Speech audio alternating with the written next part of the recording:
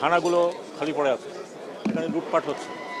তো প্রথম যেটা আমি মনে করি সেটা হচ্ছে আইন শৃঙ্খলাটাকে ফিরিয়ে আনা, এবং সেকেন্ড যেটা হচ্ছে সেটা আমি বলবো, আমি ইকোনমি বাদই দিলাম, আইন শৃঙ্খলাটাকে ফিরিয়ে আনতে হবে, ইনস্টিটিউশনগুলোকে পুনর্গঠন করতে হবে। আমি যেটা মনে করি, আমি মনে করি যে আমাদের পুলিশেরও পুনর্গঠনের প্রয়োজন আছে।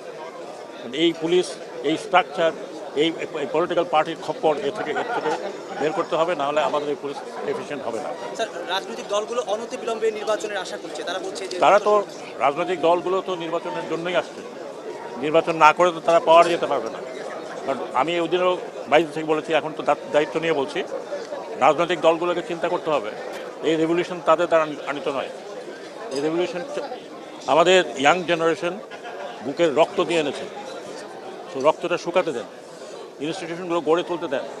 যেই দানবীয় পাল্লায় পড়ে এই ছেলে মেয়েগুলো মারা গেছে, তাদের রক্তটাকে শুকাতে দেন, তাদের স্যাক্রিফাইস থেকে আপনারা আন্ডারস্ট্যান্ড করেন।